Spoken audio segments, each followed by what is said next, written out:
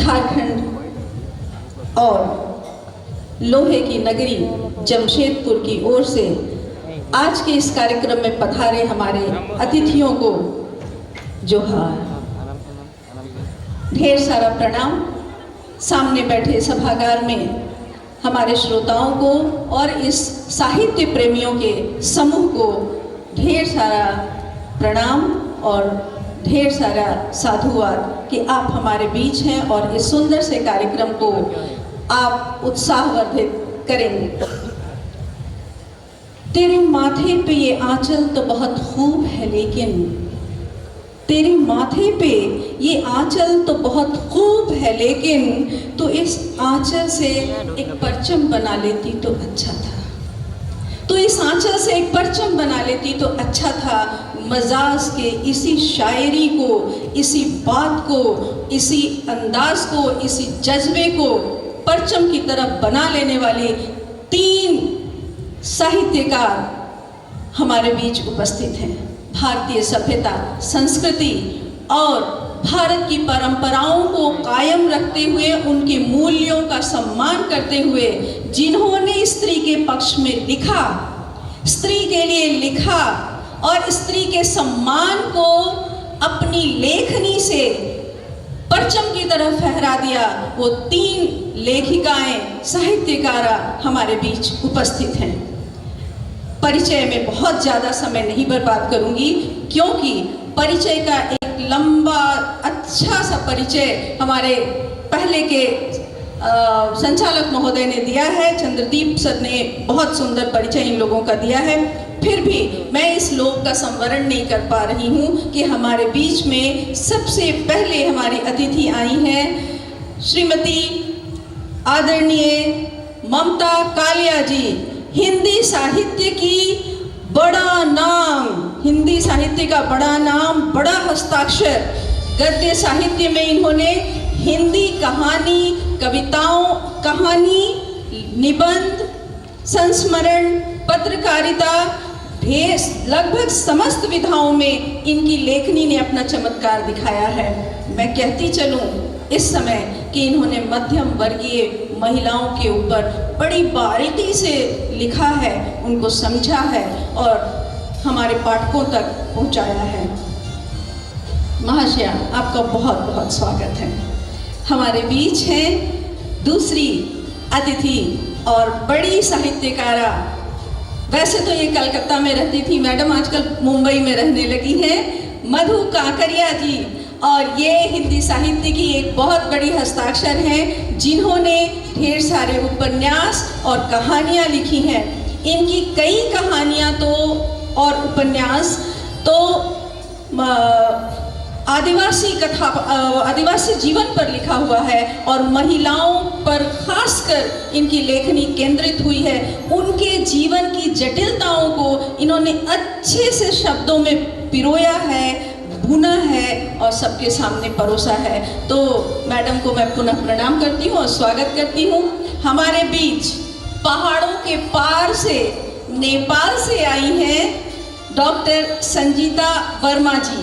Doctor Sanjita Verma जी नेपाल में हिंदी की लड़ाई लड़ती हैं और मैं बता दूं कि इन्होंने वहाँ पर केंद्रीय हिंदी मंत्रालय में ये काम करती हैं और वहाँ पर ये लगातार लिख रही हैं। वहाँ की प्राध्यापिका हैं और इन्होंने कई कहानियाँ और उपन्यास भी इन्होंने लिखे हैं। मैं इनके विषय में एक और बात जानती हूँ कि इनकी बोली वहाँ चलती है, वहाँ की अन्य भाषाओं के लोगों के साथ इनकी अच्छी खासी टक्कर होती रहती है। तो आपका बहुत बहुत स्वागत है संजीता मैडम, आपका बहुत बहुत स्वागत है, क्योंकि जिनसे टक्कर होती है उनसे मेरी भी मुलाकात होती है तो वो बताते हैं कि टक्कर कितनी दमदार होती है। तो आपका पुनः बहुत स्वागत है। हमारे बीच में है रचना, हमारी सहकर्मी, जो इस मंच को संभालेंगी। तो आइए आगे बढ़ते हैं और थोड़ी सी बात शुरू करते हैं अपनी ममता दीदी के साथ, ममता कालिया दीदी के साथ अपनी बात शुरू करते हैं। और मैं रचना को आमंत्रित करती हूँ, श्रीमती रचना जी को आमंत्रित करती हूँ, जो श्रीनाथ यूनिवर्सिटी के हिंदी विभाग में कार्यरत हैं, प्राध्यापिका हैं। उनको मैं आमंत्रित करती हूँ कि वो कृपया ममता दीदी के, मुझे ऐसा लगता है कि वो ममता मैडम के ऊपर वो पीएचडी कर रही हैं, शोध कर रही हैं, इसलिए अपनी अनुजा को मैं पहला अवसर दे रही हूँ कि आप इनसे अपनी बातें, अपने मन की बातें पूछें और अपनी जिज्ञासाएं उनके साथ साझा करें। मैं अपने आने के उत्साह और उमंग को आपके साथ बांटना चाहती हूँ। मैं बहुत यूनिवर्सिटीज़ में जाती हूँ, लेकिन पूरे भारत की सांस्कृतिक झलक बहुत कम दिखाई देती है। यहाँ के कुलपति जी ने जिस तरह का वातावरण निर्मित किया है और जिस तरह के प्रवेश द्वार से हम चलकर आए हैं, वो उमंग और तरंग, वो उत्साह, वो भावना अभी तक मेरे अंदर तरंगित है और वो मुझे आपके एक एक चेहरे में नजर आ रही है। और जिस खुशी से और जिस उत्साह से आप इस महोत्सव को, हिंदी महोत्सव को मना रहे हैं, ये काबिल तारीफ है। साहित्य उत्सव अक्सर बहुत बेजान तरीके से मनाए जाते हैं, क्योंकि देखिए साहित्य लिखना एक बड़ी एकाकी कला है। हम लोग अकेले एक कमरे में बैठे होते हैं, एक कलम या एक लैपटॉप हमारे पास होता है और उससे हम काम करते हैं। अब वो पाठक तक पहुंचता है कि नहीं पहुंचता है, ये हमें धीमे धीमे पता चलता है। इसके बारे में कोई तुरंत हमें नहीं पता चलता, जैसे सोशल मीडिया में पता चलता है कि आपकी बात पढ़ ली तो 100 लाइक आ गए, 200 लाइक आ गए। हमारे पास इस तरह से लाइक नहीं आते हैं। आज का विषय ही है स्त्री लेखन की लोकप्रियता। तो आज सबसे पहले विश्वविद्यालय के समस्त उत्साही प्रेमियों को मैं अपना नमस्कार कहती हूँ, आपको अपना दुलार देती हूँ। और मुझे बहुत अच्छा लगा ये सोचकर कि आपने रामधारी सिंह दिनकर जैसे सर्वोच्च साहित्यकार की स्मृति में और उनके सम्मान में इस मंच को बनाया है।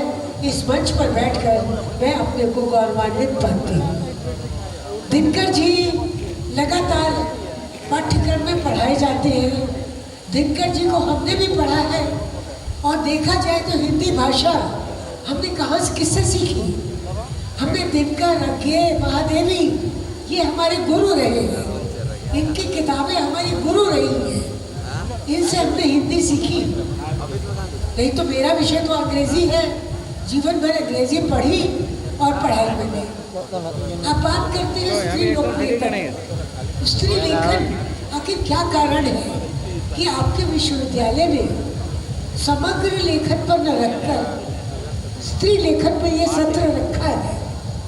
ये बात हमारे लिए बड़े कौतुक की है और प्रसन्नता की है कि आपने स्त्री लेखन को ही क्यों चुना। वो इसलिए क्योंकि लेखन में इस समय स्त्री समय चल रहा है। अगर आप में से कुछ लोग थोड़ी सी 40 से ऊपर की उम्र के हैं तो आपको पता होगा कि एक समय ऐसा था जब पत्रिकाएं निकलती थी तो उनमें 1 या 2 कहानी स्त्रियों की डाल दी जाती थी कि भाई महिलाओं का भी प्रतिनिधित्व होना चाहिए।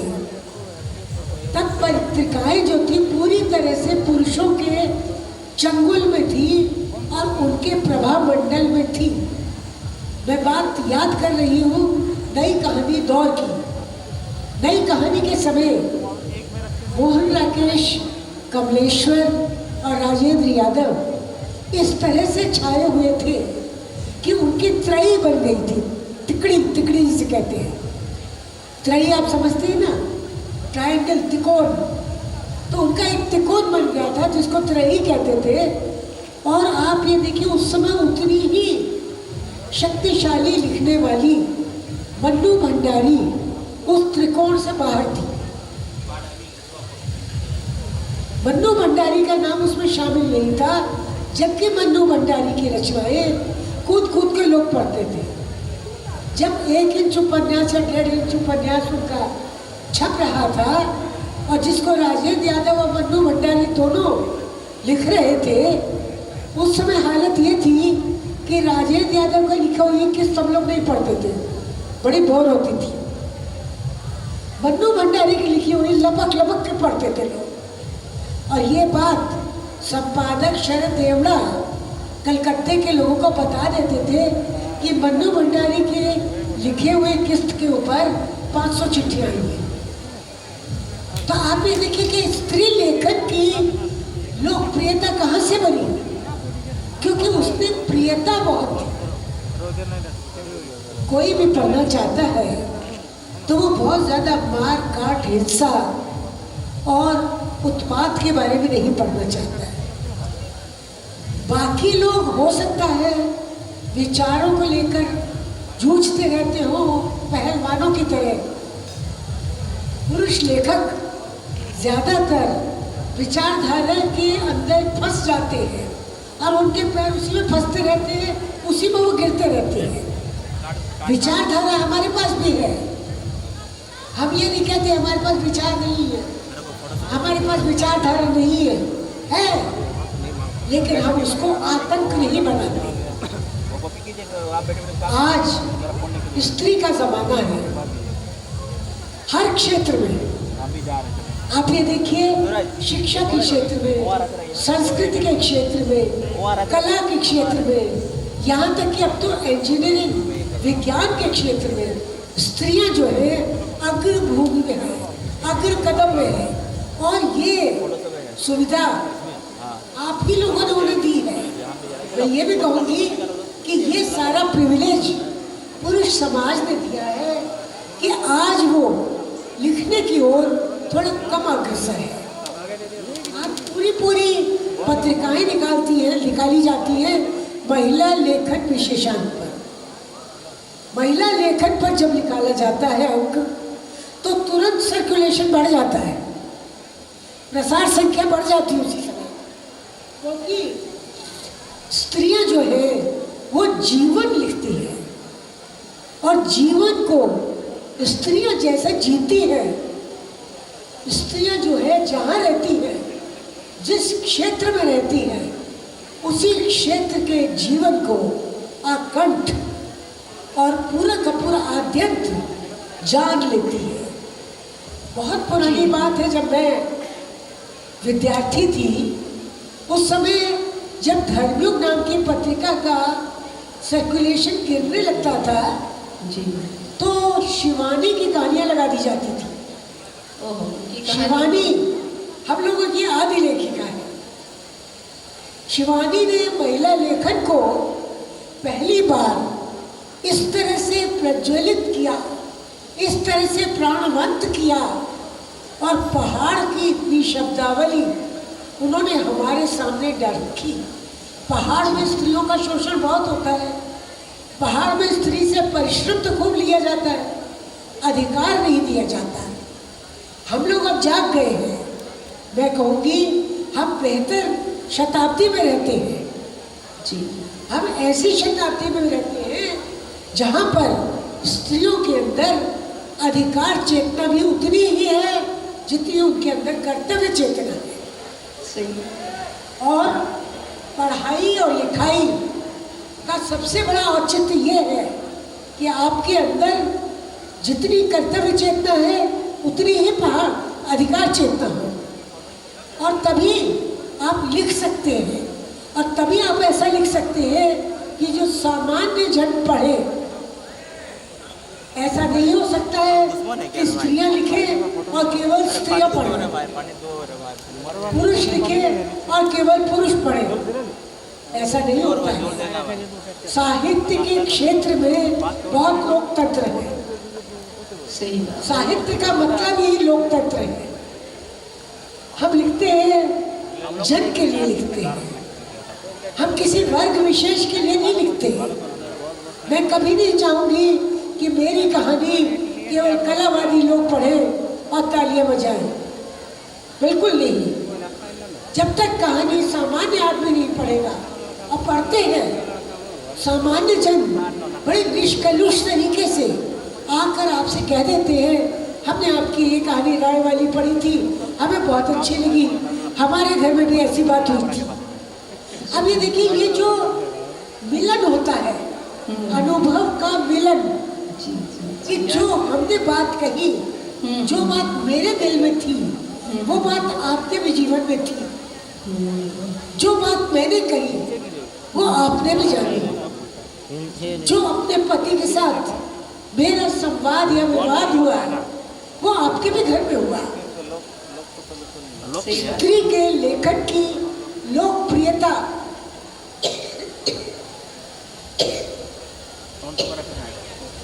इसी पर निर्भर करती है। उसकी सारी लोकप्रियता इस बात पर है कि वो सदियों का अपना शोषण पहचान कर तो नहीं लगाया है, अब जागृत हो गई है। अब वो उसको स्वर देती, शब्द देती।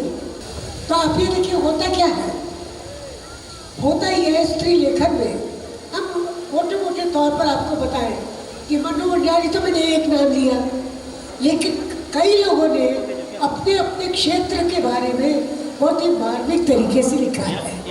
जैसे कृष्णा सोपती ने पंजाब के बारे में लिखा है और उन्होंने विभाजन के बारे में लिखा है। इसी तरह से आपको पता होगा आजकल कि सबसे बड़ी ख्याति स्त्री लेखन में कैसे कमाई। गीतांजलि श्री का उपन्यास रेत समाधि अंग्रेजी में अनुवाद हुआ और उसको अंतर्राष्ट्रीय बुकर अवार्ड मिला, अंतर्राष्ट्रीय बुकर सम्मान। और उससे हिंदी की ओर सबकी निगाहें मुड़ गई। विश्व में अब तक ये होता था कि हिंदी का साहित्य केवल हिंदी भाषियों या भारतीय भाषियों तक पहुंचता था। अब पहली बार ये हो रहा है कि लोग हम लोगों से आके कह रहे हैं, आपके पास कोई हिंदी की अपनी किताब हो हमें दीजिए, हम अनुवाद करेंगे। देश विदेश से हमारे पास ईमेल आ रहे हैं, क्योंकि स्त्री के लेखन में वो प्राण है, वो जीवन है, जिससे कि सारी की सारी व्यवस्था तय होती है, परिवार चलते हैं, बच्चे बड़े होते हैं, पढ़ाई की ओर हम आगे जाते हैं। एक स्त्री है जो पूरे परिवार को पढ़ाती है और इसीलिए जब वो लिखती है उसके दिमाग में पूरा समाज होता है जी। वो जमाना गया जब केवल अपनी पीड़ा के बारे में लिखती थी। सही बात है। महादेवी वर्मा ने अगर कविताएं लिखी और सारा समय अपने बारे में लिखती रही, मधुर मधुर मेरे दीपक जल, मैं नीर भरी दुखी बदली। अब हम लोग नीर भरी दुखी बदली नहीं है जी, हम तो पूरा बादल है जी, हम तो पूरा आसमान है कि समय बदल गया है, समय बदल गया है और हमारी लेखनी भी बहुत मजबूत हो गई है। आप ये समझिए, वो दिन गए जब स्त्री जो है घुट घुट कर जीती थी। अब वो समान रूप से आपके साथ आगे निकली है। अगर आप 5 बजे लौटते हैं दफ्तर से तो वो भी 4:45 बजे लौटती है जी। और वो आकर सबसे पहले आपके उल्टे घर को सीधा करती है। और आप ये देखिए, ये सारी बातें, इस सारी शक्ति को वो अपने लेखन में लगाती है। आज की जितनी भी प्रमुख लेखिकाएं इस समय लिख रही हैं और जिनके नाम जाने कब से चले आ रहे हैं हमारे साथ। आप बिहार के गांवों के बारे में, बिहार की संस्कृति के बारे में उषा किरण खान लिखती है और वो उनका सारा लेखन पढ़ते हैं लोग, इतना पढ़ते हैं कि उनकी किताबों के न जाने कितने संस्करण हो जाते हैं। इसी तरह से आप ये देखिए, लिखने वाले अनेक नाम हैं जिनका मतलब हम लोग उल्लेख करते रहते हैं। एक ज़माने में उषा प्रियंवदा के उपन्यास हम कूद कूद के पढ़ा करते थे, क्योंकि वो विद्यार्थी जीवन के बारे में लिखती थी कि कैसे महिला विद्यार्थी हमेशा थोड़ी पिछड़ जाती है। जी महाशया, अब मैं बात को थोड़ा और आगे बढ़ाऊंगी। जी जी हाँ, जी।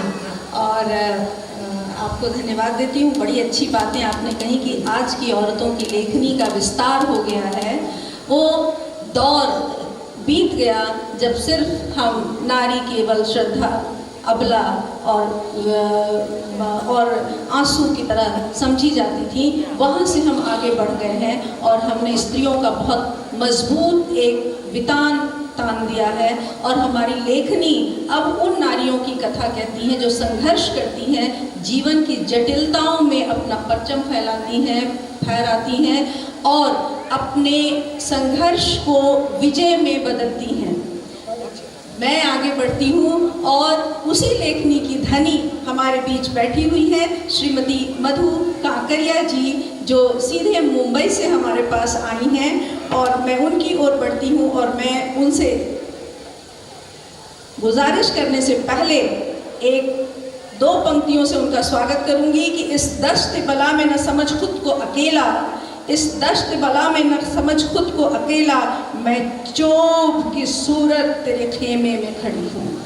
चोब मतलब खंभा, ये पूरा खेमा, ये शामियाना में एक खंभे की तरह औरत खड़ी होती है जिस पर पूरा शामियाना तना होता है। एक ऐसे ही चोबे सूरत को मैं यहाँ आपके समक्ष ले आ रही हूँ और आदरणीय मधु जी से मैं पूछूंगी कि महाशया, आपकी कहानियों में स्त्री के संघर्ष का एक अलग ही चित्रण होता है और कई घटनाएं तो ऐसी होती हैं जो अचानक पढ़ने के बाद हम लोग चौंक जाते हैं। आप बड़ी बारीकी से किसी बात को देखती हैं और लिखती हैं, कैसे आप प्रेरित होती हैं? मैं ये प्रश्न सिर्फ इसलिए आपसे कर रही हूँ कि हमारे सामने कई संभावनाएं बैठी हुई हैं और कई साहित्य प्रेमी भी बैठे हुए हैं। तो उन संभावनाओं के मद्देनजर मैं पूछ रही हूँ कि क्या चीज़ आपको खींचती है, कौन सी बात होती है जिससे आपकी नज़र, वो बात आपकी नज़र में चुभ जाती है। और हमारी संभावनाएं कृपया ध्यान दें, हमारी महाशय बताने वाली कि कौन सी बात प्रेरित करती है, कौन सी बात हमारी आंखों में उंगली डाल देती है कि अब लिखना है, इसे उकेरना है। महाशय धन्यवाद, बहुत अच्छा सवाल आपने पूछा है। लेकिन सबसे पहले मैं आयोजकों को धन्यवाद देती हूँ कि मैंने इतना जीवन, इतना उमंगित स्वागत पहली बार देखा। हम बहुत बार जाते हैं, बहुत जगह जाते हैं, लेकिन जिस हिसाब से आप लोगों ने यहाँ स्वागत किया कि मैं सचमुच अभिभूत हो गई कि हाँ, मुझे लगा कि हाँ, साहित्यकार होना एक गर्व की बात है। पहली बार मुझे उस समय लग रहा था। और जो सवाल मुझसे पूछा गया है, तो मैं यही कहना चाहूँगी कि देखिए कि मैंने तो कभी नहीं सोचा था कि मैं लेखिका बनूंगी। फिर ये कैसे संभव हुआ? होता ये था कि मैं घूमती बहुत थी और पढ़ती भी बहुत थी। और मुझे आज भी याद है कि मेरी पहली यात्रा झारखंड में हुई थी। लोहरदगा, गुमला, बिशुनपुर में गई थी। वो मेरी पहली वन यात्रा थी और एक प्रकार से वो मेरी चेतना यात्रा, खोज यात्रा बन गई। बिल्कुल सही, मुझे यही याद था। अब आप देखिए कि मैं महानगर से गई थी और महानगर में सारी सुविधाएं मैंने देखी, फिर भी मुझे लगता था कि मैं बहुत दुखी हूँ। मुझे पता नहीं कि अपने जीवन से बहुत शिकायतें थी, कुछ उतार चढ़ाव भी जिंदगी में आए थे। तो मैं वैसी मानसिकता लेके झारखंड गई थी, लोहरदगा, गुमला गई थी। मैंने वहाँ देखा, मैं दंग रह गई कि मैंने देखा, मैंने भारत की एक नई तस्वीर देखी। मैं जानती थी कि भारत चाय पीने वालों का देश है, लेकिन मैंने वहाँ देखा, जब मैंने अपने आसपास के लोगों से बात की तो उनमें से बहुत कम मुझे ऐसे मिले जो नियमित चाय पीते हों। उन्होंने कहा कि हम तो दिन का पहला आहार ही 12 बजे लेते हैं। कईयों ने कहा कि साल 1.5 साल में कभी कदार पे जब बाहर जाते हैं तो चाय का स्वाद लेते हैं। मैंने उनकी दिनचर्या देखी, कितना कठोर पहाड़ी जीवन। मैंने देखा एक एक आदिवासी महिला एक एक घड़े पानी के लिए 5-5, 6-6 किलोमीटर दूर जाती है। मैं जानती थी कि भारत मंदिरों का देश है, लेकिन मैं देख के हैरान थी, वहाँ मिलो तो कोई मंदिर नहीं लोहरदगा, गुमला में। बाद में मुझे पता चला कि आदिवासी समाज के अपने अपने ग्राम्य देवता होते हैं। कोई आसमान से उतरा हुआ भगवान नहीं होता है। कोई नीलगिरी पहाड़ को पूज रहा है, तो कोई नंदगिरी पहाड़ को पूज रहा है, तो कोई नदी को पूज रहा है। तो पहली बार मुझे बहुत अच्छा लगा कि हाँ, इसीलिए जल, जंगल, जमीन वहीं बचे हुए हैं जहाँ ये आदिवासी समाज है। और जब मैं रात को जाती थी, ये सब सोचिए कि मेरी पहली यात्रा थी, सब पे ये 90-95 का दशक था, तो मुझे लगा कि बिजली का आविष्कार ही नहीं हुआ है, क्योंकि मैं बड़ी बड़ी टॉर्च लेके जाती थी और मैं देखती थी कि ज़मीन पे बच्चे माटी को गीला करके अंगुली से अक्षर उकेड़ रहे हैं, यानी वहाँ इतनी गरीबी है, निर्धनता है कि आप सोच नहीं सकते। और जब अक्षर उकेड़ते हैं तो उनके हाथों में घाव हो जाते थे। मैंने वहाँ इतनी गरीबी देखी कि मैंने वहाँ दो महिलाओं के बीच एक साड़ी देखी। मैं घर में जा रही थी तो एक बच्चे ने हमें रोक दिया कि आप मत जाइए। मैं बाहर रुकी रही कि वो एक महिला आई हमसे मिलने, वो बहू थी। कि मैंने कहा, उस घर में मृत्यु हुई थी थोड़े दिन पहले ही, तो मैंने कहा कि मुझे उस लड़के की माँ से भी मिलना है। फिर उस बच्चे ने रोक दिया, रुक जाइए। फिर उसकी माँ मुझसे मिलने आई। तो मैंने लेखिका हूँ तो मेरे दिमाग में खटका कि उसने मुझे अंदर जाने से क्यों रोका, जबकि आदिवासी समाज में तो कोई कुंडी वुंडी नहीं होती, आप कहीं भी अंदर में घुस सकते हो, घर के दरवाजे खुले रहते हैं। तो मैं उस बच्चे को अपने किसी बहाने से अपने संग ले गई। बाद में मैंने उस बच्चे से पूछा तो उस बच्चे ने जो जवाब दिया वो मेरी चेतना में आज तक खुदा हुआ है। उसने कहा कि मेरी दादी कैसे मिलने आती, वो तो घर में नंगी बैठी थी, क्योंकि माँ और दादी, मैया और दादी के बीच में तो एक ही साड़ी है ना। तो देखिए, पहली बार मैं अंदर से हिल गई। मेरे मुंह से निकला, अपना ही दुख देखा है मैंने कितना कम देखा है। मैंने कलकत्ता में देखा पति पत्नी के बीच दो गाड़ियाँ, बम्बई में देख रही हूँ, तो वहाँ मैंने वो जो जीवन का कठोर रूप देखा वो मेरी चेतना से आज तक नहीं गया है। और उसके बाद मैं बार बार आती जाती रही झारखंड में। अभी जब मैं लास्ट टाइम गई थी तो मैं दरदरी पहाड़ में झरना में देखने गई थी। तो वहाँ जब मैं प्रकृति के सौंदर्य में खोई हुई थी तो एक मेरे सहपाठियों ने कहा कि ये जो झरना आप देख रहे हो ना, टाइम कितना हुआ था, तो उन्होंने कहा कि जो आप पत्ते देख रहे हो ना, तो उसे तोड़ने के लालच में एक महिला कूदी थी और वो पत्ते तो उसके हाथ में आ गए, लेकिन उतरते वक्त उसका सर टकरा गया, वो मर गई। सोचिए, आज़ादी के इतने वर्षों के बाद भी एक महिला है जो पत्तों के लालच में जिसके प्राण निकल जाते हैं। वहाँ मैंने देखा कि जो गेहूँ खाता है वो धनी कहलाता है, जिसके घर में दोनों टाइम चूल्हे जलते हैं उसे दो बेला कहते हैं। मतलब जीवन का एक नया रूप देखा। तो ये सब ये सब चीज़ों ने मुझे लिखने को एक प्रकार से एक बेचैनी पैदा करी। वो बेचैनी तब निकली जब मैंने इन पर लिखना शुरू किया। वो दूसरा अनुभव, मैं जब अभी मराठावाड़ा गई थी तो वहाँ किसानों ने बहुत आत्महत्याएँ की थी। तो मैं परिवार में गई तो वहाँ सिर्फ 37,000 के लिए आत्महत्या हुई थी। तो मैंने उसकी पत्नी से पूछा, सिर्फ 37,000 के लिए, मैं दोहरा रही हूँ कि आत्महत्या हुई। मैंने उसकी पत्नी से पूछा कि क्या आपको अंदेशा था कि आपके पति आत्महत्या कर सकते हैं? उसकी पत्नी ने जो जवाब दिया, मैं हिल का नहीं, मुझे बिल्कुल भी अंदेशा नहीं था, क्योंकि जब से मैं ब्याह होकर आई हूँ इस घर में, मैंने अपने पति को ऐसे ही देखा, थकते हुए, झल्लाते हुए, पसीना पोंछते हुए, पाई का हिसाब करते हुए। तो मुझे अंदेशा ही नहीं हुआ। लेकिन ऐसा हुआ था कि ठीक आत्महत्या के 3-4 दिन पहले उन्होंने मुझे कहा कि मैं जो बैल है उसे बेच लूँगा। तो मैं रोने लगी कि आप बैल बेच दोगे तो मैं बच्चों को क्या जवाब दूंगी, अपनी खेती बाड़ी कैसे होगी, क्योंकि ट्रैक्टर कई बार नहीं भी मिलते हैं, तो बच्चे दिन भर बैलों से खेलते हैं। तो देखिए, वो उन्होंने बैल तो नहीं बेचा, उनको मौत के हवाले कर दिया। तो मित्रों, मैं यही कह सकती हूँ कि ये मेरे समय के दर्दनाक सत्य हैं। ये वो चित्र हैं जो जीवन ने मुझे दिए और मैंने तो उन्हें सिर्फ शब्दों का जामा पहनाया है और आपके सामने प्रस्तुत किया है। बहुत बहुत आभार मैम, बड़ी मार्मिक चित्रण महाशया ने किया। देखिए, दूसरे के जीवन के दर्द को अपना दर्द बना लेना और लेखनी से उकेर देना साहित्यकार का यही सच्चा धर्म होता है।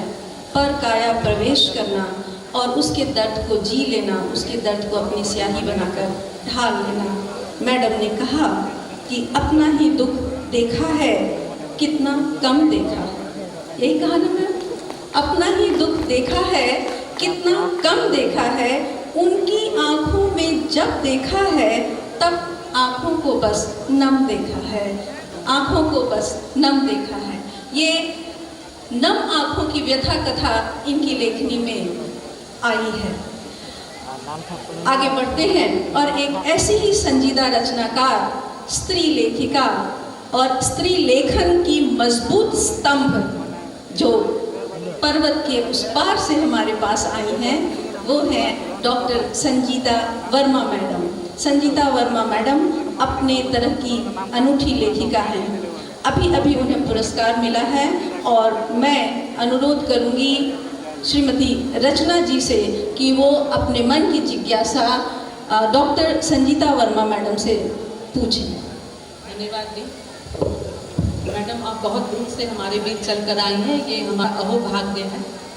आपसे हमारा जो सवाल है मैम, कि स्त्री लेखन यहाँ भी हो रहा है, स्त्री लेखन नेपाल में भी हो रहा है, लेकिन मैं आपसे यह जानना चाहती हूँ कि नेपाल में जो लेखिकाएं हैं उनमें स्त्री लेखन के प्रति कितना झुकाव है? हेलो हेलो, सबसे पहले तो विश्वविद्यालय के कुलपति महोदय, उप कुलपति महोदय और आप सबों को हमारा सादर नमन। आप लोगों ने हमें बुलाया, इतना आतिथ्य, इतना प्रेम दिया, इसके लिए सच में हम बहुत आभारी हैं। और खुशी की बात यह है कि मेरा मायका है, और मायका आने पर आदमी को जो खुशी होती है उसको हम शब्दों में तो व्यक्त कर नहीं सकते हैं। और इसके लिए आप लोग के लिए जितना भी आभार व्यक्त करूँ, आप लोग के लिए जो भी बोलूँ बहुत कम होगा। सही बात है कि मैं पहाड़ से आई हूँ और वहाँ भी स्त्री लेखन की बात हो रही है। नाम वैसे मेरे पास नोट में है, 4-5 महिलाएं लेखिका हैं जो वहाँ भी स्त्री लेखन, जिस तरह से भारत में स्त्री लेखन की बात चल रही है उसी तरह से नेपाल में भी स्त्री लेखन की बात है। और सच पूछिए तो ये लेखन, स्त्री लेखन और पुरुष लेखन की जो बात है ना, वो हमें भी कंफ्यूज कर देता है। लेखन लेखन होता है ना, और ये थोड़ी सोच होती है कि पुरुष किस सोच से लिखते हैं, महिला किस सोच से लिखती है, अंतर होता है। प्रकृति ने स्त्री और पुरुष दोनों को प्रकृति ने बनाया है तो कुछ तो भिन्नता होगी ना। आपकी सोच में, मेरी सोच में, महिलाएं अब उनका पढ़ते थे कि स्त्री बना दी जाती है, माने बनती नहीं है, बनाई जाती है। तो ये सब हमें भी करीब करीब अजीब लगता है। स्त्री को तो ऊपर भगवान ने हम दोनों को 2 रूप में बना के भेजा है, तो इसलिए ये लेखन की बात नहीं करे वो तो ज़्यादा बेहतर है। और दूसरी बात है कि स्त्री लेखन आज नहीं, हमारे इतिहास में आदि काल से वेद की रचना स्त्रियां करती आ रही हैं। तो उस समय तो हम लोग ऐसी कोई बात नहीं करते थे ना। मैत्रेयी है, गार्गी है, और कितनी सारी महिलाएं हैं जिनकी रचनाएं वेद में है, मंत्र दृष्टा के रूप में है। तो जहाँ तक लगता है महिलाओं के लिए ये मध्यकाल में बहुत लोग, बहुत तरह से, बहुत समुदाय के होंगे, बहुत धर्म के लोग होंगे, तो ये कहने में अत्युक्ति नहीं होगी कि स्त्री जो हम लोग पितृसत्ता की बात कर रहे हैं, दबाने की बात कर रहे हैं, ये मध्यकाल से आया है। मुसलमान आक्रमण के बाद स्त्रियों को दबाया गया, क्योंकि दबाया भी नहीं गया, उस सुरक्षा की दृष्टि से उनको घर में कैद किया गया। क्योंकि उस समय था बलात् उठा के ले जाना। शादियों के समय में पहले लोग बोलते थे कि वेद की जो ऋचाएं हैं, मंत्र हैं, वो सूर्यास्त के बाद नहीं पढ़ना चाहिए। तो सुबह में शादी होती थी। ये शादी हमारे नेपाल में अभी भी है, वहाँ रात में नहीं होती है, अक्सर वहाँ सुबह में शादी होती है, दोपहर तक, शाम तक। लेकिन हमारे भारत में क्यों शादी होने लगी रात में? क्योंकि इसके पीछे कारण था कि चुपचाप शादी करेंगे। अब ना लोग बैंड बाजा बजा के आतिशबाजी करके शादी की बात करते हैं। पहले तो था कि उनसे बचाने के लिए लोग रात में शादी करते थे, कि चुपचाप शादी करते थे। उसके बाद हमारे जो सामंत व्यवस्था हुए उसमें भी स्त्रियों के साथ हुआ। तो खासकर स्त्रियों के लिए पितृसत्तात्मक की जो बात थी आती है, उससे पहले तो स्त्री सत्ता भी थी ना, मातृसत्ता भी थी ना, बाद में पितृसत्ता आई है। तो हम लोग कैसे उस चीज को भूल जाते हैं? हम लोग दबे हुए, हम लोग हाशिए पर आए। ये सब मध्यकाल की बात है कि स्त्री को हाशिए पर लाया गया, दलित को हाशिए पर लाया गया, उन लोग की लेखन को लोग दबाए, और अब लोग मुखर हो रहा है तो लोकप्रियता बढ़ रही है, ये स्वाभाविक है। तो जहाँ तक आपका प्रश्न है कि नेपाल में, तो नेपाल में सही बात है कि वहाँ भी स्त्री लेखन ज़्यादा मुखर रूप से आगे बढ़ा है। वहाँ 2-3 है कि नेपाल में अधिकांश युवा वर्ग विदेश में रोजगार के लिए जा रहे हैं। क्योंकि नेपाल देश तो है, सार्वभौम सत्ता संपन्न देश है, कभी वहाँ कोई शासन नहीं किए, बिल्कुल स्वतंत्र देश है। फिर भी आर्थिक दृष्टिकोण से जो व्यवस्था है उस हिसाब से नेपाल छोटा देश है। तो वहाँ रोजगारी की वजह से स्त्री भी और पुरुष भी 2 तरह से से विदेश जाते हैं। एक तो लेबर क्लास मजदूर वर्ग के रूप में जा रहे हैं, और दूसरे पढ़ने की हैसियत से, जो थोड़े पैसे वाले हैं वो पढ़ाई की हैसियत से जाते हैं और वहाँ काम भी करते हैं, अपनी पढ़ाई को भी जारी रखते हैं। तो मजदूर वर्ग के जो जा रहे हैं, स्त्री और पुरुष दोनों में, उन लोग के साथ किस तरह का शोषण हो रहा है, जी। उसको खासकर वहाँ की महिलाएं, लेखिकाएं इस चीज को उठा रही हैं। दूसरा उपन्यास में चल रहा है कि अभी कुछ दिन पहले मधु मैडम का उनका उपन्यास पढ़ रही थी, कलकत्ता से आ रही थी, तो हम देख रहे थे यहाँ पनी कहाँ है, यहाँ इंद्र कहाँ है, लाल सितारे तो बड़े बड़े बिल्डिंग देख रहे थे। तो वही नेपाल की भी चर्चा है उनके माओवादी द्वंद्व। तो माओवादी द्वंद्व जो चला कुछ दशक पहले, जो नेपाल में संघर्ष हुआ, उसमें भी औरत शोषित रही। उस पर भी वहाँ स्त्री लेखन की चर्चा हुई कि द्वंद्व में तो दोनों लोग आए, पुरुष भी आगे बढ़े, महिलाएं भी आगे बढ़े, लेकिन शोषण होता है तो स्त्री का हुआ ज़्यादातर। तो उस पर भी लेखिका लोग आगे रचना कर रही है वहाँ। तीसरी बात वहाँ आई है कि एक वादी प्रथा, जो वादी प्रथा है, जैसे मैंने महिला मातृसत्ता, वहीं से भी बात उठती है कि बस ट्रक वाले जो जाते हैं ना, पुलिस वाले सब जाते हैं, तो छोटे छोटे कस्बा की तरह से घर है और उनका संबंध होता है, बच्चे होते हैं, बाप नहीं है। तो वो लोग लड़ रही हैं, वादी महिलाएं लोग, कि हमारे बच्चों को नाम दिया जाए। और शायद यही सब वजह से नेपाल में अब दे दिया गया है कि महिलाओं के नाम से बच्चों को नागरिकता देने की बात। अब अगर उनके पिताजी नहीं है और उसका कोई बाप नहीं है, तो माँ के नाम से भी उसे नागरिकता मिल सकती है, उसकी पहचान बन सकती है। ये बात भी वहाँ उठाई जा रही थी और इस पे भी लेखन की बात चली, उस पर भी वहाँ रचना है। उससे पहले भी राणा काल में एक राणा शासन, जब अभी तो लोकतंत्र हो गया, उससे पहले राजा के शासन था, उससे पहले राणा कालीन शासन था, तो उस समय भी महिलाओं और दलितों के बारे में योग माया एक पुस्तक है, जो उस समय में इस पर चर्चा उठाई गई थी और इसके बारे में लिखा गया था। तो सही बात है कि नेपाल में भी महिला लेखन, स्त्री लेखन की बात आ रही है और बहुत पुरजोर से आ रही है, और वहाँ की महिलाएं भी अब लिख रही हैं। महिलाएं अगर आगे बढ़ रही है तो सही बात है, क्योंकि अब देह से अलग हट के रचनाएं आ रही है, तो शायद उनकी लोकप्रियता का कारण ये भी है। जी, बहुत बहुत आभार मैडम। बड़े विस्तार से आपने नेपाल के महिला लेखन के परिदृश्य पर प्रकाश डाला और कहा कि अब चुप कोई नहीं है, सब जगह की औरतें लेखनी उठा ली हैं। वो कहते हैं, मेरा ही एक शेर है कि मेरी चुप्पी और धीरज आज तुमको अलविदा, मेरी चुप्पी और धीरज आज तुमको अलविदा, धार दूं शमशीर को मेरा जिगर कहने लगा, रुक भी जाओ अब कि मेरा सब्र भी झुकने लगा, रुक भी जाओ अब कि मेरा सब्र भी झुकने लगा। और मैं इन्हीं पंक्तियों के साथ फिर आती हूँ अपनी ममता दीदी की ओर।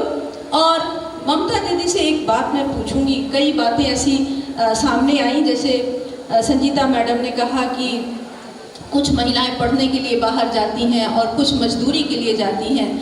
स्त्रियों में जो अंतिम स्त्री होती है, कभी कभी वो देह व्यापार के लिए भी मजबूर हो जाती है और कभी कभी वो मजदूरी करती है और बहुत घर की सफाई सहायिका के तौर पे रहती है। रायवाली में भी आपने जिस तरह से वैसी महिलाओं का चित्रण किया है। और कुछ महिलाएं हैं जो काम काज करती हैं, बैंक में नौकरी करती हैं, और बैंक में नौकरी करते समय वो वहाँ के अपने सहकर्मियों के, पुरुष सहकर्मियों के साथ किस तरह की यंत्रणा झेलती हैं, किस तरह की पीड़ा झेल रही हैं और किस तरह से अपने आप को समायोजित करने में उनको कठिनाई आ रही है, इसका भी चित्रण आपकी लेखनी से हुआ है। और इसका भी हुआ है कि जो मजदूर वर्ग की और जो श्रमिक वर्ग की जो महिला है, उसका किस तरह से बेरहमी से शोषण हो रहा है, इसका भी चित्रण हुआ है। तो आप पुरुषों को किस तरह से आपने देखा है इस समाज में, और आपकी लेखनी ने पुरुषों का चित्रण किस तरह से किया है, इस नज़रिए से महिलाओं के हर तबके की महिलाओं के शोषण के नज़रिए से महाशय में हम लोग ये जानना चाहेंगे, क्योंकि बागी वाली जो बात संजीता मैडम ने कहा है, ये सचमुच आंख में उंगली डालने वाली बात हुई। ये सचमुच आंख में उंगली डालने वाली बात हुई। बागी महिलाओं के ऊपर एक पूरी शोध और मजबूत लेखन की जरूरत है। महाशय, आप इस पर प्रकाश डालें। बहुत अच्छी बातें आपने की है और शुरू की है। संजीता जी ने भी बहुत अच्छे प्रश्न उठाए हैं। पहले तो मैं ये बताना चाहूँगी कि ये समस्त जो स्त्री मुक्ति की बात हम करते हैं, 1975 में पहली बार अंतर्राष्ट्रीय महिला दिवस मनाया गया। तब से स्त्री की मुक्ति की चेतना और प्रबल हो गई और मुखर होकर आई। और आपने देखे कि महिलाओं ने कभी तो ज़रूरत के लिए और कभी अपनी अकड़ के लिए, अस्तित्व के लिए, उन्होंने शिक्षा के बाद नौकरी के क्षेत्र में कदम रखा। मेरी जिस कहानी का संजय जी ने जिक्र किया, जांच अभी जारी है, वो कहानी बहुत पढ़ी गई। अब वो आपको बताएं कि बिल्कुल सच्ची घटना के ऊपर आधारित है। आज पढ़ लिख के लड़कियाँ निकली हैं, बैंकों में काम करती है, कॉलेजों में काम करती है, कार्यालयों में काम करती है। ये कहानी बैंक में काम करने वाली एक लड़की की है, जिसके ऊपर वो सारे पुरुष कर्मी जो है, सहकर्मी, वो ऐसा सोचते हैं कि ठीक है, घर से निकली है, आधुनिक है, इतनी देर घर से बाहर रहती है, तो हम इससे दोस्ती कर सकते हैं। तो देखिए, दोस्ती में भी फर्क होता है। और ये भी सोचना चाहिए कि महिला की इच्छा है कि नहीं दोस्ती की, क्योंकि महिला के पास इतने काम होते हैं कि दोस्ती के लिए समय देना ज़रा मुश्किल हो जाता है। अब वो भी अगर बुरी नज़र आप रखते हैं, ऐसी वैसी नज़र रखते हैं, तो वो तुरंत ताड़ लेती है। महिला के अंदर ये एंटीना लगा रहता है कि वो बहुत पहले पहचान लेती है कि किसकी मंशा क्या है। अब वो लड़की अपर्णा जो बैंक में काम करती है, उसको जब कोशिश करते हैं वो लोग अपनी तरफ लेने की, वो मना कर देती है। इस बीच में घटना उसके ऊपर ये हो जाती है कि उसके वो LTC एक होता है, सरकारी खर्चे के ऊपर आप कहीं घूम सकते हैं साल में एक बार। वो चूज़ करते हैं कि भाई ठीक है, वो लोग जाएंगे, और वो अग्रिम ले लेती है दफ्तर से। उसी दिन, जिस दिन उन्हें जाना है, उसी दिन उसके पिता को दिल का दौरा पड़ जाता है, अब वो रह जाती है। सही। पिता की सेवा में लग जाती है, दफ्तर में 5-6 दिन बता नहीं पाती है। उस ज़माने में मोबाइल फ़ोन नहीं होता था कि आप तुरंत फ़ोन कर दें, वो तो उसे जाके बताना पड़ता है। घर में भी फ़ोन नहीं था उसकी जी। और आप ये देखिए कि उसने कहीं से जाकर फ़ोन कर दिया और वो सोचने लगी कि मेरे पिता ठीक हो जाएंगे तो मैं जाऊँगी, और उसके ऊपर केस लगा दिया जाता है। उसकी इंक्वायरी शुरू हो जाती है, जांच शुरू हो जाती है जी। और जांच के ऊपर जो उसने अग्रिम लिया था, उससे 100 गुना ज़्यादा खर्च हो जाता है, क्योंकि जांच के अधिकारी आते जाते हैं और पूछताछ करते हैं, जवाब तलब करते हैं। एक तरह से वो लगातार एक कचहरी में बिछा बैठाई जाती है जी। और आप ये देखिए, जो जांच करने वाले आते हैं वे भी उसका शोषण करना चाहते हैं। क्या विडंबना। जब हम निकलते हैं, काम पर निकलते हैं, तो हमें पोषण और शोषण दोनों मिलते हैं। हम कुछ कमा कर लाते हैं, घर में पैसे आते हैं, खुशहाली आती है, ये तो पोषण है। लेकिन जो हम वहाँ पर अपने सहकर्मियों का बर्ताव झेलते हैं, उसमें कई बार शोषण आ जाता है। इसीलिए स्त्री के लेखन में आप ये देखिए, प्रतिवाद और प्रतिरोध दोनों चीज़ें हैं। इस कहानी में यही है, वो जाती है बार बार और सब कहते हैं हम तो तुम्हारी फाइल देखेंगे शाम को होटल में आना। और मैंने ये लिखा है, धीरे धीरे क्या होता है, फाइल मोटी होती जाती है, लड़की दुबली होती जाती है। बहुत खूब, बड़ी खास। और ये फाइलें मोटी होती जा और रही ये सारी चीज़ें हमारे सामने हैं, क्योंकि देखिए हर चीज़ का एक पक्ष और विपक्ष होता है। सही बात। हर चीज का एक कमजोर और एक सबल पक्ष होता है। स्त्रियां बाहर निकलती हैं, विषमताएं सामने आती हैं। कामकाज की दुनिया कभी भी सम नहीं होती है, सरल नहीं होती है, एक सार नहीं होती है। उसमें भी गड्ढे होते हैं, उनको दरियों के नीचे छुपा दिया जाता है। सही बात है, सही बात। लेकिन इसके बावजूद स्त्री योद्धा है। वो लड़ेगी, वो बचेगी नहीं, वो घर में नहीं बैठेगी, वो दूसरी बार फिर लड़ने निकलेगी। वो चोट खाएगी, पट्टी बांधेगी, उसके बाद फिर चल देगी। मेरी एक कविता इसी पर है, आज नहीं मैं कल बोलूँगी, दुखती पट्टी कल खोलूँगी। समझे ना? क्यों?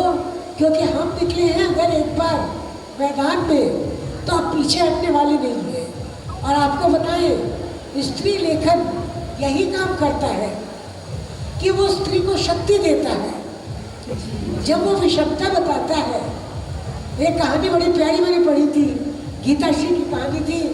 मजदूर आदमी है, मजदूर की बात कर रहे थे आप।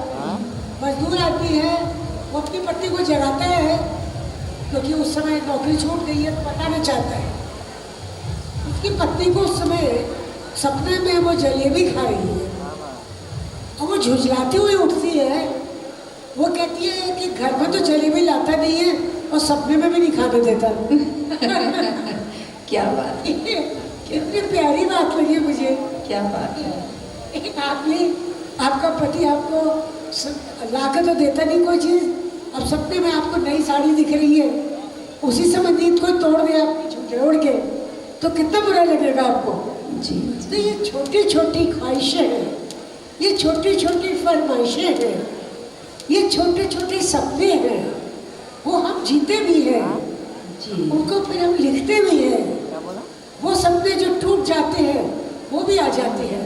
अब मधु काकरिया के उपन्यास शेष पर संस्कृत में उन्होंने बताया है, जैन धर्म में छोटी छोटी लड़कियों को साध्वी बना देते हैं, सन्यासित बना देते हैं। पहले उसका पूरा श्रृंगार करते हैं। अब देखिए वही जैसे सती प्रथा में होता था, और सती प्रथा तो खत्म हो गई, लेकिन वो जैन धर्म में जो उसने लिखा है, उसने बताया कि पहले पूरा सजा देते हैं, उसके बाद कोई आदमी एक एक झुमका उसका उतारता है, एक एक गहना उसका उतार के और यूँ पब्लिक में फेंकता है और कहता है ये ले लो, ये ले लो, अब ये इसको भी नहीं पहनेगी, अब ये इसको भी नहीं पहनेगी। अब परिग्रह का इतना भयावह रूप जो दिखाते हैं, वो शेष पर संस्कृति में लिखा। मैं तो सोच रही थी कि सारे जर्नी मिलकर उसको मारेंगे पकड़ के, जब उसका मैंने उपन्यास पढ़ा था। तो आप ये देखिए, हम लोग बहुत कई बार ऐसी समस्याएं ले लेते हैं जो बड़ी जटिल होती हैं। उन समस्याओं से निकलना आसान नहीं होता है। जी मैम। और तमाम लेखिकाएं जी बहुत बड़ी और गंभीर बात आपने बताई, और आपने वार्तालाप में अपनी बातें कहते कहते मधु महाशया का भी जिक्र कर दिया, मधु काकरिया महाशया का भी जिक्र कर दिया। तो मैं और बड़ी ही खास इनकी कहानी की बात की, जिसमें इन्होंने एक विशेष पंथ से लोहा लिया है और वहाँ पर स्त्रियों की मजबूती की बात कही है, उनके दुख दर्द को उन्होंने कहा है। उन्होंने कहते कहते ये कह दिया कि औरत अपना आप बचाए तो भी मुजरिम होती है, औरत अपना आप छुपाए तो भी मुजरिम होती है। औरत अपना आप बचाए तो भी मुजरिम होती है, औरत अपना आप छुपाए तो भी मुजरिम होती है। ये मैं इस कथा की, मैं इस खास जिसकी चर्चा हुई है, इतनी बड़ी हमारी वरिष्ठ साहित्यकारा ने इनकी कहानी की चर्चा की है, और मैं इन्हीं महाशया की ओर मुड़ती हूँ और रचना जी से आग्रह करूँगी कि उनके मन में, उन्होंने मुझे पहले ही इशारा कर रखा था कि मैं मधु मैम से इस पर पूछूंगी, तो रचना मैं आपको आमंत्रित करती हूँ, आप अपने मन की जिज्ञासा के साथ मैम के समक्ष आइए। धन्यवाद दीदी।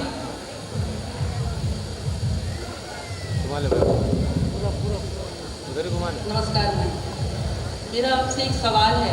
आपका एक बहुत चर्चित उपन्यास रहा है आखिरी सलाम, जिसमें आपने कोलकाता की जो सोनागाछी रेड लाइट एरिया है, उस एरिया में जो औरतें रहती हैं और जो देह व्यापार करती हैं, उन औरतों का विश्लेषण किया है, उनकी मन की पीड़ा को आपने इसमें उकेरा है। मेरा आपसे सवाल है मैम कि आप इस लेखन के लिए, आपने इस उपन्यास के लिए अपना बहुत सारा समय उनके बीच बिताया, आपका वो समय बड़ा चुनौतीपूर्ण रहा है। आप उन लिपे पुते मेकअप से चेहरे जो ढके हुए थे, ओठ जिनके रंगे हुए हैं, आंखों में काजल है, लेकिन उसके अंदर में जो पीड़ा है, जो आंसू है, उसको आपने कैसे पढ़ा और आपको किन किन चुनौतियों का सामना करना पड़ा इस उपन्यास को लिखते समय? देखिए, ये उपन्यास तो मैंने 2002 में लिखा था, लेकिन इसके बीच बहुत पहले ही पढ़ गए थे। मैं करीबन रही होंगी 15-16 साल की। मैं गणेश टाकी यहाँ एरिया से निकल रही थी, तो वो सोनागाछी से जुड़ा हुआ एरिया है, तो वहाँ कई बहुत सारी महिलाएं खड़ी थी और मुझे थोड़ा अजीब से लगी कि सब सस्ता मेकअप था, उनके एकदम लटके झटके अलग थे, खूब सारे वो सस्ते गहने पहनी हुई थी, लाली पोती हुई, लाल गुलाबी, गाल गुलाबी। तो मैं उनको बड़े गौर से देख रही थी। तो मेरी माँ ने कहा, जल्दी चलो इनकी तरफ मत देखो, ये बुरी औरतें हैं। वो बुरी औरतें मेरे कान में एकदम शीशे की तरह गया, भाई बुरी औरतें क्या होती है, क्यों बुरी औरतें हैं। तो मैं बहुत दिनों तक सोचती रही उनके बारे में, लेकिन कहीं से मुझे कोई मुकम्मल जानकारी नहीं मिली। फिर जब मैं बड़ी हुई और पहला उपन्यास मैं लिख चुकी थी, तो मुझे लगता था कि मुझे उन औरतों के बारे में जानना चाहिए। तब तक ये नहीं था कि मैं कुछ लिखूंगी। अब वो सोनागाछी एरिया और मैं मारवाड़ी समाज की लड़की, और मारवाड़ी लोग वैसे भी बड़े ठसकेदार होते हैं, और महिलाओं को लेकर तो 50 बंदी थे, और मैं जाऊँ कैसे सोनागाछी एरिया में। तो मेरे मित्रों ने कहा कि भूल कर भी ये एडवेंचर मत लेना, क्योंकि जिस समय पुलिस रेड मारती है उस समय यदि आप वहाँ बैठी रहेंगी तो आपको वो ये नहीं समझेंगे कि आप उनका इंटरव्यू ले रहे हो, वो आपको भी उनमें से एक समझेगी और वो आपको भी ले जाएंगे। खुदा न खास्ता आपकी तस्वीर कहीं निकल गई उन वेश्याओं के संग, तो आपका क्या हाल होगा। मतलब सबने एक प्रकार से बहुत डराया मुझे, लेकिन दिमाग में एक कीड़ा था कि नहीं, मुझे लिखना है, मुझे जानना है वो कौन है, क्या है। तो फिर मैंने बड़े भाई से बात करी कि मुझे वेश्याओं पर लिखना है। तब तक मेरा एक उपन्यास आ चुका था, वो भी राजकमल से। तो बड़े भाई की थोड़ी सहानुभूति थी कि हाँ ये कुछ कर सकती है, तो घर वालों की तो कुछ थी नहीं। तो बड़े भाई ने कहा कि ठीक है तुम चली जाओ, लेकिन अकेली मत जाओ, तुम अपनी भाभी को ले जाओ। तो मैं अपनी भाभी को लेकर गई थी, और वहाँ जाके हाँ ये मैंने ज़रूर किया था कि मैंने अपने को एक प्रकार से डी क्लास किया। डी क्लास मतलब कि मैं उस प्रकार से जिस प्रकार से मारवाड़ी लोगों का रहन सहन होता है, तो मैं उस प्रकार नहीं गई। मैंने अपने आप को काफ़ी, जैसे निम्न मध्य वर्ग की महिलाएं होती है, थोड़े गहने मैंने उतारे जो हमें पहनने होते थे घर में, वो सब मैंने उतार के तो नकली वकली पहन के मैं गई थी कि जिससे वो मुझे अपनी तरह का समझे। और आप आश्चर्य करोगे कि मुझे जब मैं एक बार उनके यहाँ घुसी, तो उन महिलाओं का दिल में उतरना इतना आसान नहीं होता, आपको बार बार जाना पड़ता है, क्योंकि वो विश्वास नहीं करती हैं। और आप ये सोचिए कि जो इज्जत बेच के खा रही है, उनके अंदर भी इज्जत का बहुत डर होता है, क्योंकि उनके माँ बाप को गाँव से आई हुई होती है।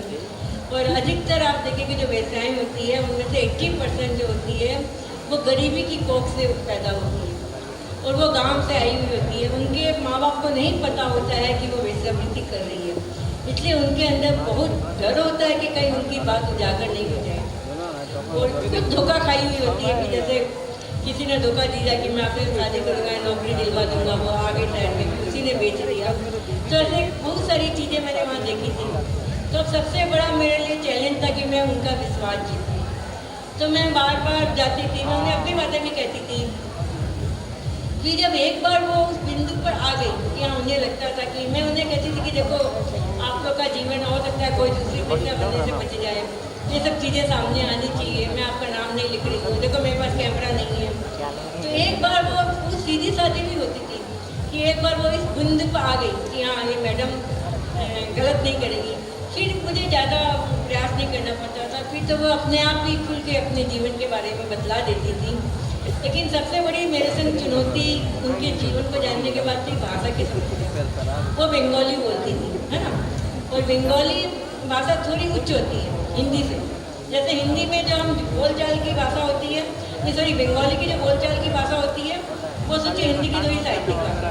बंगाली में जल कहेंगे, हम पानी कहेंगे, और कुछ हिंदी में जल कहेंगे। तो मैंने जब उनके डायलॉग को लिखा तो राजकमल ने इस उपन्यास को लौटा दिया पहली बार कि भाई बेस्याएँ इतनी ऊँची हिंदी कैसे बोल सकती हैं, क्योंकि मुझे उनकी बंगाली को हिंदी में अनुवाद करती थी। और फिर वो जिस प्रकार से गाली गलौज की भाषा करती थी, स्पेशली कि जब कोई ग्राहक आता है और एक सौदेबाजी हो गई और उसके बाद वो ग्राहक भी कमीना होता है, कई बार वो पूरा पैसा नहीं देता है, और एक वेश्या जो अपना सब कुछ लुटा के तो पैसे कमा रही है, उसका पैसा मारना मामूली बात नहीं होती है। उस समय जो उसका उग्र रूप मैंने देखा कि वो एकदम खूंखार बिल्ली की तरह झपटती है, और जो लैंग्वेज वो यूज करती है उस समय जब कोई ग्राहक उसका पैसा नहीं देता है, उस लैंग्वेज को लिखना मेरे लिए एक चुनौती थी। मेरी कलम टूट रही थी, हाथ कांप रहे थे, वो भाषा में लिख नहीं पा रही थी। यद्यपि मेरी डायरी में वो नोट किया हुआ था, लेकिन एक कुलीनता होती है, सामाजिक संस्कार होते हैं, पारिवारिक पृष्ठभूमि होती है कि आप नहीं लिख पाते हो, तो मैं वो भाषा लिख नहीं पाई थी। लेकिन जब उपन्यास लौट के आ गया, राजकमल ने कहा कि आप अपनी भाषा ठीक कीजिए, क्योंकि जो सवायक होती है वो ऐसी भाषा नहीं बोलती है। तो फिर उसके बाद पता नहीं क्या दिमाग में आया कि नहीं, मुझे तो लिखना ही है। तो फिर वो सारी चीज़ें मैंने ठीक करी, उस भाषा पे मैंने काम किया, और उनकी जो भाषा थी, जो गाली गलौज था, वो मैंने लिखा। तो इस प्रकार से ये सब चुनौतियाँ रही, और बाद में मुझे लगा कि हाँ, लेकिन मेरे संग ये जरूर हुआ कि इस उपन्यास को लिखने के बाद मुझे ये संतोष मिला कि मुझे कोई भी औरत बुरी नहीं लगती है। उसके बाद मुझे ये लगता है कि परिस्थितियाँ बुरी होती है, औरतें बुरी नहीं होती हैं। बहुत खूब मैडम, कोई भी औरत बुरी नहीं होती है।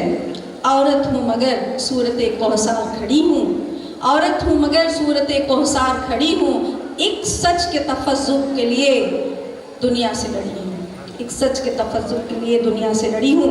आगे बढ़ती हूँ, और बहुत ख़ास बात मधु मैम ने कहा कि स्त्री लेखनी में या स्त्री लेखन में एक बड़ी समस्या, एक बड़ी चुनौती आती है, वो है भाषा की और परिवेश के चित्रण की। परिवेश और भाषा के चित्रण की बड़ी समस्या, क्योंकि भारतीय समाज में मर्यादाओं के, औरतों के लिए मर्यादाओं के ढेर सारी दहलीजें बनाई गई हैं, और उन दहलीजों को पार करना सचमुच बहुत चुनौती वाली बात है। लेकिन अब हम इतने मजबूत हो रहे हैं कि हमारी लेखनी इन दहलीजों को कूद कूद के पार कर रही हैं। तो आपको बहुत बहुत बधाई इस कथा को लिखने के लिए, इस उपन्यास को लिखने के लिए। तो मैं आगे बढ़ती हूँ, और मैं कुछ प्रश्न अपने ऑडियंसेस से लेना चाहती हूँ। हमारे सामने सभागार में बहुत ही संजीदा साहित्य प्रेमी बैठे हैं, जो बड़े दिल लगाकर और बड़े ही धैर्यपूर्वक, बड़े प्रेम से सुन रहे हैं हमारी साहित्यकारों को और कथाकारों को। तो मैं उनसे आग्रह करूँगी, चंद्रदीप जी आप थोड़ा में हमारी मदद करें, और एक दो प्रश्न मैं वहाँ से लूँगी। समय का तकाजा, इसलिए सिर्फ दो ही प्रश्न हम लोग बात करेंगे, दो ही प्रश्न पर। हेलो मैडम, नमस्कार। बहुत छोटा और सिंपल सा प्रश्न है। आप किन से पूछना चाहते हैं, उनका नाम बताएं। मैं मंचासीन सभी लोगों से, आप सभी लोगों के लिए किसी एक को बताइए महाशय। खास करके अगर कांकरिया मैडम बताएं। मैडम, आज पुरुषों का भी शोषण हो रहा है, क्या कभी आप लोगों की दृष्टि उस लेखन पे गई है? और प्रश्न दूसरा ये भी है कि जिन लोगों ने आप लोगों को समानता दिलाने की लड़ाई लड़ी, क्या उनके सहानुभूति के साथ आपने कभी कुछ लेखन का कार्य किया? धन्यवाद। श्रीमान, आपका परिचय? मैं Rajiv Ranjan Rakesh, assistant professor SP college Chandil, Hindi विभाग। राकेश जी, जो मैंने उपन्यास किसानों की आत्महत्या पे लिखा है, उसमें सारे किसान पुरुष चरित्र हैं। वो किसानों की आत्महत्या पे मैंने लिखा है, उसमें स्त्री कोई है ही नहीं। जितने भी मेरे चरित्र हैं सब पुरुष हैं। और उसके अलावा जो मैंने दूसरा उपन्यास लिखा है, सूखते चिनार, जो मैंने आर्मी की, सेना की पृष्ठभूमि पर आतंकवाद के ऊपर लिखा है, उसमें भी सब कोई पुरुष है। और जो मेरा पहला उपन्यास था, खुले गगन के लाल सितारे, वो मैंने नक्सलवादी आंदोलन पर लिखा है। और जो जितने भी क्रांतिकारी थे सब पुरुष थे। और मैं तो ये कहती हूँ कि हमारी लड़ाई पुरुषों से नहीं है, हमारी लड़ाई सत्ता से है, क्योंकि ये पुरुष ही थे जिन्होंने महिलाओं के लिए सोचा। ठीक है, बहुत खूब। हमारी लड़ाई किसी पुरुष से नहीं है, हम मिलकर एक समाज का निर्माण करते हैं और समाज के इस शामियाने का खंभा बनते हैं। एक और प्रश्न आमंत्रित है। मंचासीन तमाम विद्वत साहित्यकारों को नमन। चिंतन मनन के इस सत्र में अत्यंत रुचिपूर्वक मैं प्रारंभ में ममता मैडम को सुन रही थी, लेकिन मुझे ऐसा लगा कि कुछ ऐसी प्यास है जो बाकी है और वो तार टूट गया, क्योंकि जहाँ तक ममता मैडम हम सबको पहुँचाने वाली थी वहाँ नहीं पहुँच पाए और उनकी बात बीच से टूट गई। उन्होंने अधिकार चेतना, कर्तव्य चेतना पे जो बात छेड़ा और उसको ला के रखने वाली थी जहाँ से बीज तक तो हम सबको मिल पाता, उसकी प्यास थोड़ी जगी गई। मैं प्रश्न नहीं करना चाहती, लेकिन मैं चूँकि एक मूलतः शिक्षक हूँ तो मैं ये ज़रूर कहूँगी, मैम ये ज़रूर बताइए, क्योंकि आप सरस्वती साधिका हैं और आज जो वर्तमान परिवेश है, हमारे नवयुवक और नवयुवतियाँ हमारे बीच हैं।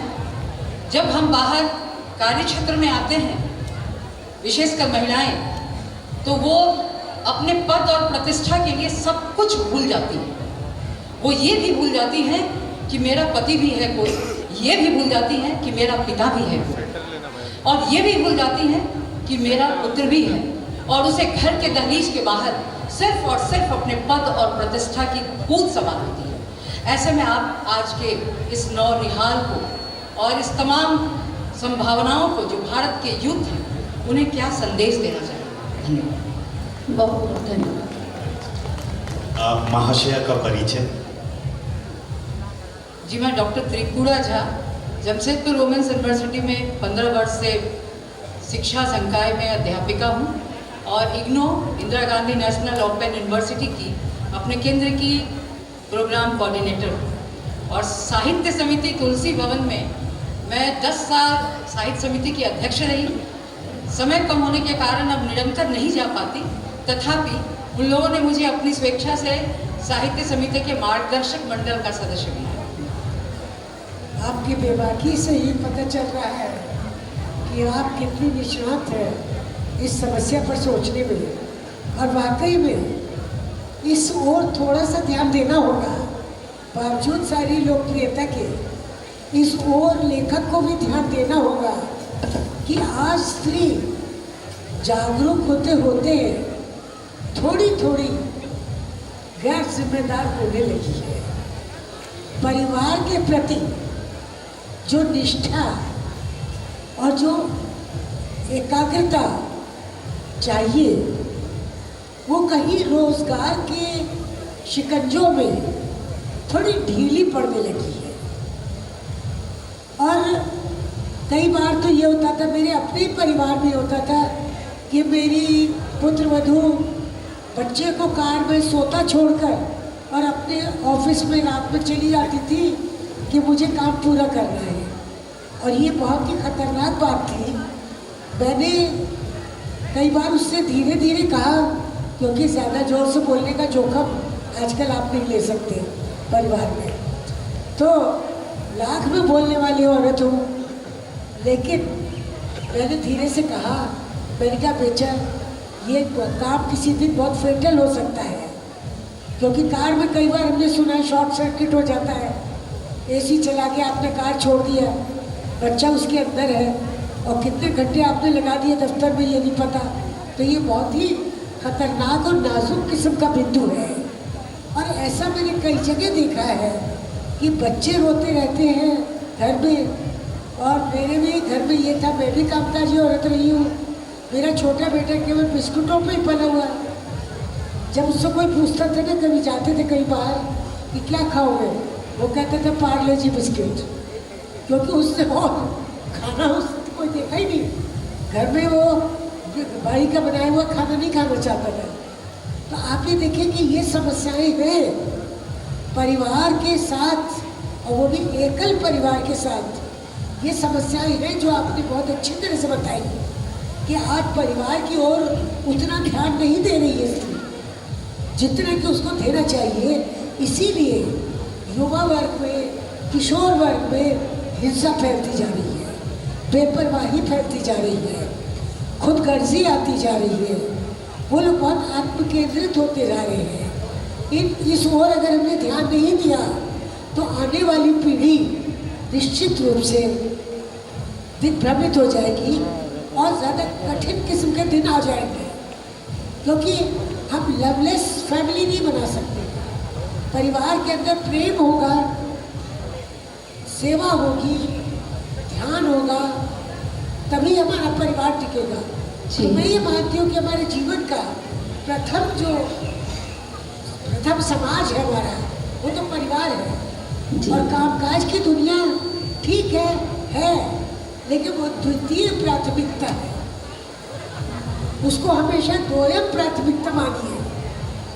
ये नहीं हो सकता कि बच्चा बीमारी में पड़ा है और आप घर दफ्तर में टूर पर चले गए, ये नहीं हो सकता है। तो स्त्रियों को भी दोनों तरफ देखना होगा। ठीक है, हम मुक्त हैं, हमने अपनी मुक्ति कमाई है, लेकिन साथ ही साथ जिम्मेदारियों से हमें अपनी नज़र मोड़नी नहीं। जी, बहुत अच्छी बात आपने कही और भारतीय समाज के समाज सम्मत बात आपने कही है। हमारे समाज में परिवार एक बहुत ही मजबूत संस्था है, जिसकी जड़ें जो हैं वो बहुत गहरी जमी हुई हैं। तो उन जड़ों को सींचना बहुत ज़रूरी है। विकास और महत्वाकांक्षा की दौड़ में हम बेतहाशा ना भागें और हमें शिक्षा का सदुपयोग ये करना है कि पहले अपनी पहली संस्था, विवाह की संस्था, परिवार की संस्था को मजबूत करना है और उसके वृक्ष को छतनार करना है। तो ये बहुत अच्छी बात कही। अब मैं एक और प्रश्न अधिक से अधिक आमंत्रित कर सकती हूँ और बहुत प्यारी सी भाव्या हमारे श्रीनाथ कॉलेज की, श्रीनाथ यूनिवर्सिटी की ही भाव्या हैं, जो कि एक प्रश्न पूछना चाहती हैं। मैं उन्हें आमंत्रित कर रही हूँ। आइए भाव्या। प्रणाम मैम, अवसर देने के लिए बहुत बहुत धन्यवाद। मंच पर आसीन सभी महिला सशक्तिकरण के स्तंभों को मेरा नमन। बहुत ही अच्छा लग रहा है मैम, मेरे रोए खड़े हो जा रहे हैं जब मैं देख रही हूँ इस मंच पर कि 5 इतनी अद्भुत एकदम महिलाएं बैठी हैं और ये चर्चा चल रही है। ऐसा लग रहा है कि ख़त्म ही ना हो। प्रश्न मेरा मैं पूछना चाहूँगी संजीता वर्मा मैम से। मैम ने शुरुआत में ही कहा कि आपको खुशी है आप अपने मायके आई हैं, तो मैम मैं ये पूछना चाहूँगी कि अपने मायके आके स्त्री का इतना वर्चस्व जो आप देख रही हैं, चाहे दर्शक दीर्घा में हो चाहे मंच पर हो, आपको कैसा लग रहा है? और जब आपने मायका कहा तो मायके से आपका अर्थ भारत था या झारखंड था? बहुत बहुत धन्यवाद बाबू, आपने जो क्वेश्चन आपने जो हमसे सवाल पूछा कि मायका से दोनों चीज़ है, भारत भी और झारखंड भी है। क्योंकि पहले भारत है तब तो झारखंड है, इसलिए मायका कहने का मतलब है कि भारत भी है और श्रीनाथ का प्रांगण भी है। श्रीनाथ का प्रांगण भी है, क्योंकि ये झारखंड में है, तो ये सबसे बड़ी बात है। और महिला सशक्तिकरण की बात है तो ये सही बात है कि महिलाएं आगे आएं, आगे बढ़ें। लेकिन अभी जो हमारी ममता दीदी बोली कि सही बात है, हम लोग आगे बढ़ने के दौर में ना इस तरह से उस श्रृंखल में कुछ कुछ होते जा रहे हैं, वो नहीं होना चाहिए। आगे बढ़ना आप पितृसत्ता के विरोध में करेंगे, अगर मान लीजिए उसके विरोध में जाने का मतलब देख रहे हैं कि 2636 टुकड़े हो रहे हैं ना, तो क्यों हो रहे हैं, उस पर भी सभी को ध्यान देना चाहिए कि ऐसी बातें न हो ना। अब इसको किसको दोष दीजिएगा, शिक्षा व्यवस्था को कि समाज व्यवस्था को कि अपने आप को कि नेताओं को, किसको हम लोग दोष दें? तो अब से हमको लगता है स्त्री लेखन में जो हम लोग चिंतन मनन या इसकी लोकप्रियता की जो बात करते हैं, इससे अब होना चाहिए, इस पे चिंतन मनन होना चाहिए कि आखिर ये बात कहाँ से आती है कि हमारा